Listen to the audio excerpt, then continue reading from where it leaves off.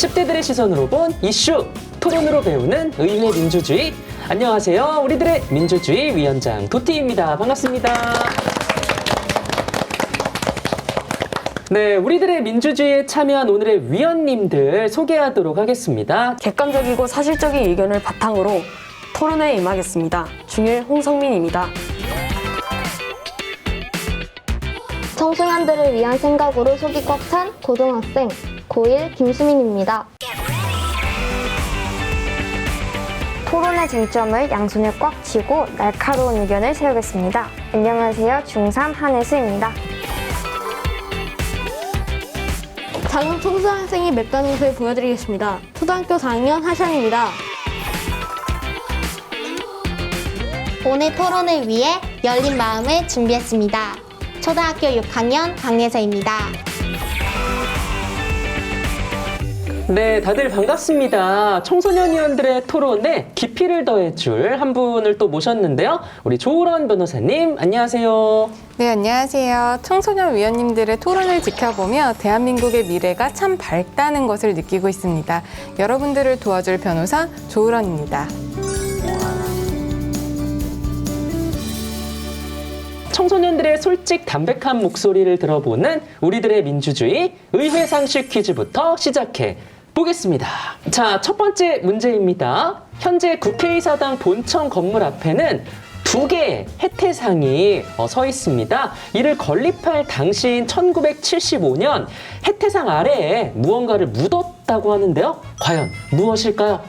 1번 태극기, 2번 백포도주, 3번 의사봉. 홍성민 의원님. 저는 태극기 1번. 태극기? 네. 왜 그렇게 생각하죠? 하나 되자는 마음으로 태극기를 묻어둔 것 같습니다. 땡! 네, 하시안 의원님. 백포도주인 것 같습니다. 백포도주를 묻었을 것 같다? 가끔 가다 보면 좀 신기한 답들이 맞을 경우가 좀 있어가지고요. 오, 정답입니다. 저도 오늘 처음 한 사실인데 우리 조우런 변호사님 굉장히 의외의 정답이 나왔어요. 네, 맞아요. 국회와 백포도주가 무슨 상관이 있을까 싶으실 텐데요. 국회가 원래 서울 도심 태평로에 있다가 1975년에 여의도로 이전을 했습니다. 이때 정의와 법을 수호하는 상징인 그 해태상을 본관 앞에 양측에 세우면서 이것을 도와준 기업의 백포도주를 기념으로 이 밑에 묻었다고 하는데요. 이 백포도주는 묻은 지 100년 후인 2075년에 개봉될 예정이라고 합니다. 2075년이면 저는 뭐 볼 수 있겠네요. 네. 다 같이 보는 걸로.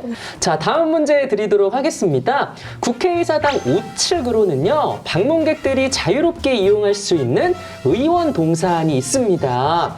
이곳에 지상 1층, 지하 1층으로 지어진 전통 한옥이 있다고 하는데요. 이 한옥의 이름은 무엇일까요? 1번 지복제, 2번 자경전, 3번 사랑제. 혜수? 한혜수 의원님. 저는 2번 자경전 같습니다. 2번 자경전. 제일 그럴싸했나요? 그냥 딱 글자만 봤을 때 제재전이니까. 뭔가 좀 차별적인 한계를 딱 골라봤다? 네. 땡! 네. 예서 학생한테 먼저 기회를 줄까요? 네, 우리 강예서 의원님. 저는 1번 지복제요. 1번 지복제. 네. 집이 들어가서 그런가요? 네, 그렇기도 한데 사랑제보다는 지복제가 더 말이 되는 것 같아서. 땡! 정답은 3번 사랑제입니다. 도대체 왜 국회의사당에 한옥이 있고 어떤 의미가 담긴 이름인지 우리 또 변호사님의 설명 들어볼까요? 네, 사랑제는 2011년도에 준공된 전통 한옥식 건물인데요. 타협과 화합, 상생의 정치를 하겠다는 의미가 담겨 있고 또 편안하게 정담을 나누는 장소가 되기를 바라는 마음에서 사랑제라는 이름이 붙여졌다고 합니다. 그리고 이곳은 국회를 방문하는 외빈들을 접견하고 이들에게 한옥의 우수성을 홍보하는 장소로도 현재 사용되고 있다고 합니다. 네, 오늘 퀴즈는 왠지 국회의사당에서 보물찾기 하는 국회의사당의 숨은 장소들을 좀 떠올릴 수 있는 그런 느낌이 나네요. 자, 마지막 문제입니다. 국회의사당 3층 네, 본회의장 건너편에는 본회의장과 똑같이 만들어진 공간이 하나 더 있다고 합니다. 이곳은 어디일까요? 1번 예결위 회의장, 2번 헌정기념관, 3번 국회의정관. 네. 하시안 의원님 도전! 2번 한정기념관? 2번 헌정기념관? 네, 땡! 네. 홍성민. 홍성민 의원님. 국회의정관 3번. 3번 국회의정관? 네. 왜 그렇게 생각했죠? 기념관이 아니니까 네. 제가 생각했을 때는 네. 이제 국회의정관으로 갔을 것 같아요. 국회의정관이 제일 그럴싸한 것 같다. 네. 땡! 정답은 1번 예결위 회의장이에요. 이게 굉장히 좀 이름이 낯설어서 고르기 어려웠을 것 같기는 한데 예산결산특별위원회 회의장. 예, 줄임말입니다. 네, 이 공간에는 또 어떤 비밀이 숨겨져 있을지 우리 변호사님의 설명 들어볼게요. 이 본회의장과 똑같은 모습의 공간이 국회에 하나가 더 있는 이유는요. 통일을 염두에 둔 것이라고 하는데요. 이제 통일이 되면 남과 북쪽 어느 한쪽의 의견에 치우치기보다는 양쪽 의견을 균형적으로 반영할 필요성이 있잖아요. 그렇기 때문에 국회를 지을 때 통일이 되면 현재 우리가 이용하고 있는 국회의 구조인 단원제보다는 국회를 상원과 하원으로 운용하는 양원제가 더 유용하다라는 의견이 쭉 있어 왔고요. 이를 반영해서 국회를 만들 때 본회의장과 똑같은 모습의 공간을 그 맞은편에다가 하나 더 미리 만들어 둔 것이라고 합니다. 통일을 염두에 둔 장소라는 설명이 굉장히 신선한데요. 네, 이렇게 해서 오늘의 퀴즈 우승자는 하시안 의원님입니다. 한 문제 맞추고 본격적인 오늘의 토론 시작해 보도록 할게요. 오늘의 대표 제안자 누구신가요? 접니다. 네, 오늘의 대표 제안자는 홍성민 위원입니다. 네, 오늘의 주제에 대해서 이야기 부탁드릴게요. 통일은 대한민국 헌법에 명시되어 있을 정도로 대한민국 국민이라면 누구나 바라는 우리가 꼭 이루어야 할 문제라고 생각합니다. 하지만 요즘 청소년들에게는 왠지 먼 이야기가 된 것도 사실입니다. 예전에 청소년들은 통일은 우리의 소원 이렇게 생각했었지만 요즘 저희 친구들에게 통일에 대해 물어보면 통일? 글쎄, 꼭 소원은 아닌데? 이렇게 대답할 것 같습니다. 저는 통일을 꼭 해야 한다고 생각하는데요. 의원님들과 같이 통일의 의미를 다시 되새겨보려고 토론해보려 이 주제를 준비했습니다. 네, 호국 보훈의 달이자 6.25가 발발한 달, 6월이기 때문에 또 이런 의미 있는 토론 주제가 나온 게 아닐까 싶은데요. 오늘 처음 대표 제안자를 맡으셨어요. 네. 제가 우리들의 민주주의를 지켜본 이래 사실 가장 좀 스케일이 큰 주제예요. 늘 막연하게만 생각했던 통일에 대해 좀 더 구체적으로 생각해보는 시간이 되었으면 합니다. 통일에 대해 요즘 청소년들은 어떤 생각들을 가지고 있을지 오늘의 토론 정말 기대가 많이 됩니다. 지금부터 토론 시작해 보겠습니다. 저는 통일을 꼭 해야 한다고 생각하는데요. 의원님들과 같이 통일의 의미를 다시 되새겨보려고 토론해보려 이 주제를 준비했습니다. 북한과 남한은 한 나라였잖아요. 근데 다시 한 나라가 되는 거는 당연한 일이 아닐까라는 생각이 듭니다. 통일을 기대하기에는 북한과의 교류가 너무 없어서 북한과 같은 한국말을 써도 중국과 일본처럼 다른 나라 같이 느껴지더라고요. 대한민국 통일 찬성과 반대 여러분의 선택 보여주세요. 찬성, 반대.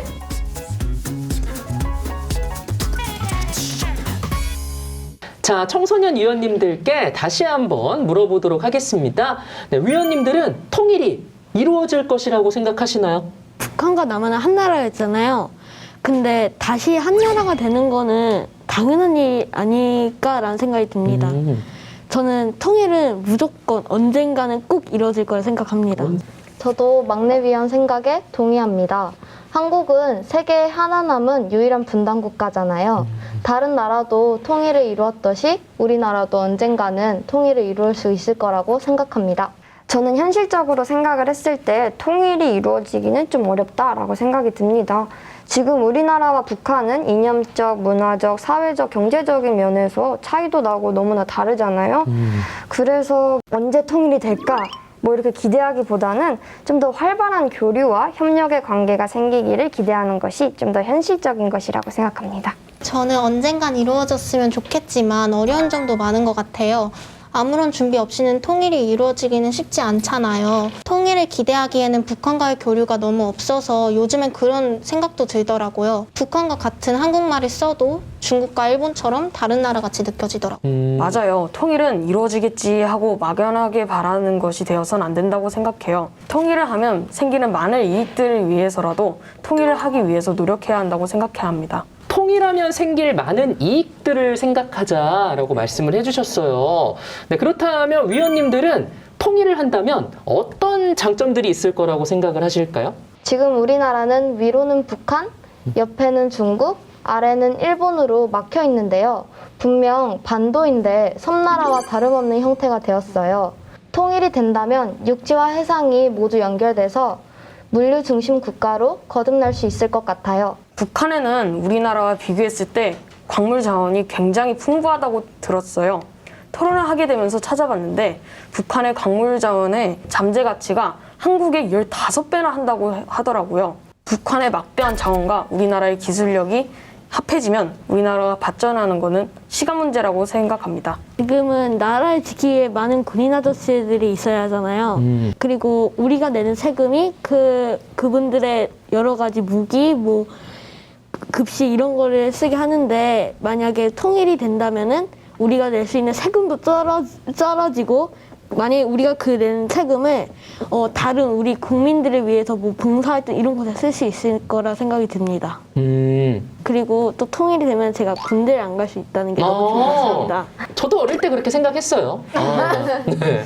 저는 여러 가지 장점들도 있지만 정말 돈으로는 바꿀 수 없는 가장 큰 장점은 지금은 서로 만나지 못하는 이산가족을 만나는 점이라고 생각해요. 저는 전쟁의 불안에서 벗어날 수 있다는 것이 가장 큰 장점이라고 생각을 합니다. 하지만 위에서 위원님들이 말씀하신 것들을 함께 누리려면 뭐 이런 통일하는 과정에서 발생하는 사회의 혼란이나 통일 비용 등 여러 어려움들을 감당해야만 합니다. 또 제가 찾아보니 뭐 독일 같은 경우는 통일하는데 무려 2,000조 원이나 들었다고 하더라고요. 통일로 없는 장점도 물론 많겠지만 이런 부담을 어떻게 해결할지 잘 생각해봐야 하는 문제인 것 같습니다. 자, 통일을 하는 데에는 이익보다는 손해가 더 많을 수도 있다라는 의견이셨어요. 네, 이 부분에 대해서 좀 더 자세히 토론을 해보도록 하겠습니다. 자, 위원님들은 과연 어떻게 생각하시나요? 통일은 경제적 효과가 클까요? 아니면 아닐까요? 통일을 하면 물론 큰 비용이 발생하겠지만 우리가 분단을 유지하는 데 드는 돈도 아낄 수 있을 거라고 생각해요. 우리나라는 국방비로 연간 43조 원, 북한은 약 1조 원이 든다고 하는데요. 처음에는 경제적으로 손해가 좀 있겠지만은 장기적으로 봤을 때는 결국 큰 이득이 될 거라고 생각해요. 분단 유지 비용은 아낄 수 있겠지만 아까 말씀드렸던 독일의 사례를 조금 더 붙여서 말씀을 드리자면요. 독일은 GDP 차이도 약 한 3배 정도 났고요. 분단 기간도 41년 정도로 저희보다 29년 더 짧습니다. 저희는 북한과의 이 차이가 약 44배 이상이나 난다고 해요. 네, 이런 통일 비용을 감당하기는 결코 쉽지 않을 것 같습니다. 분단 후 70년 만에 경제 대국이자 세계적인 문화 강국으로 성장한 우리나라입니다.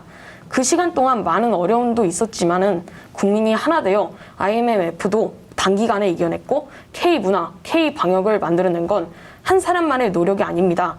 저는 우리나라의 국민의 저력을 믿습니다. 우리 조우란 변호사님, 통일하면 얻는 경제적 효과에 대해서 꼭 생각해봐야 하는 이유가 뭘까요? 제가 한 설문조사를 말씀을 드릴게요. 한국통일연구소에서 설문한 내용인데 한국인의 71%가 통일과 경제 문제 중에 선택을 해야 된다면 경제를 선택하겠다라고 했다고 합니다. 이게 바로 뭐 통일 반대, 경제 찬성 이러한 의미는 아니고요. 성급한 통일보다는 한국 경제가 어느 정도 더 발전을 한 다음에 통일을 위한 경제적인 여력을 어느 정도 더 갖추는 게 우선이라고 이해를 하시면 좋을 것 같습니다. 저희 때는 통일은 꼭 반드시 이루어져야 하는 것이라는 인식이 있었는데 뭐 이제는 통일이 꼭 필요하지만은 않은 것 같다라는 생각들도 많이 있다라고 이해를 하면 될 것 같습니다. 네, 통일에 대한 위원님들의 의견 잘 들어봤고요. 이제는 부모님들의 생각도 한번 들어보도록 하겠습니다. VCR 보시죠.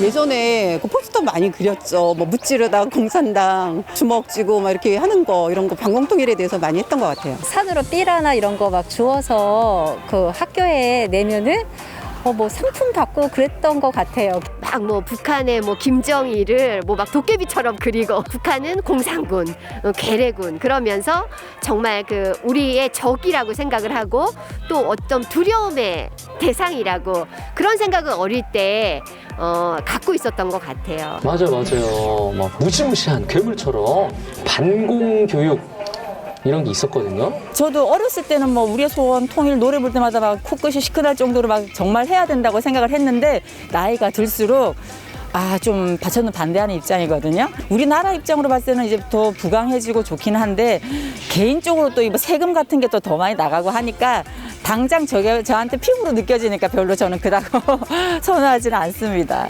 예전에 독일 통일을 봤지만 일단 뭐 다른 교류들을 많이 먼저 해서 서로 생각이 이렇게 같아지는 경우가 많을 경우에 그때 통일을 한다면 몰라도 통일을 무턱대고 하는 거는 조금 위험한 것 같아요. 일단 교류가 먼저다라는 말씀이시죠? 저는 좀 혼란스럽더라도 좀 통일은 돼야 되지 않나 그렇게 생각합니다. 뭐 경제적으로나 부가가치적으로 지금 현재는 많이 통일이 된다면 혼란이 좀 오래 가겠지만 그래도 그 차후에 미래 세대한테 통일되었을 때 그 세대한테 많은 도움이 되지 않을까 그런 생각이 듭니다. 우리 하시안 의원님 의견과 비슷해요, 그렇죠? 우리 아이도 보면 열려있는 그런 마음이 있는 것 같아요.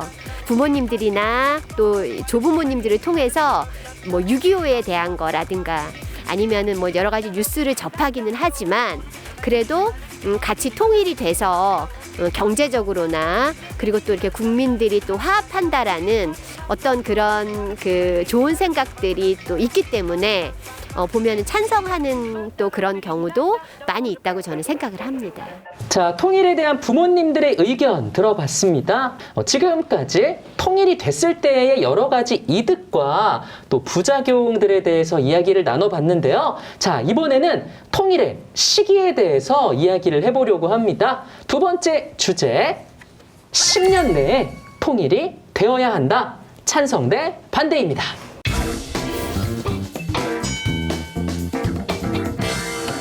자, 통일의 시기는 사실 누구라도 뭐 언제가 될 거다라고 짐작하기 어려운 문제이기는 해요. 네, 말 그대로 뭐 지금부터 딱 10년 뒤에 통일한다 라기보다는 통일의 시기가 빠른 것이 좋을지 아니면 좀 천천히 이루어지는 것이 좋을지에 대해서 또 여러분들과 의견을 나눠보고 싶습니다. 우리 위원님들 생각은 어떠신가요? 네, 저는 10년이든 9년이든 일단 빨리빨리 통일이 이루어져야 한다고 생각합니다. 제 성격이 원래 전 좀 느릿느릿한데 이상 가족을 생각해 보면은 좀 빨리빨리 돼야지 사람들의 이상 가족 문제 그런 게 빨리 해결될 것 같아서 빨리빨리 되는 게 좋을 것 같습니다. 저는 10년 내에는 무리라고 생각해요. 아직 북한과 우리나라의 관계가 완전히 회복됐다고 보기는 좀 어렵고 또 우리나라는 5년에 한 번씩 대통령이 바뀔 때마다 북한에 대한 정책이 바뀌기 때문에 10년 내에는 통일이 어려울 거라고 생각합니다.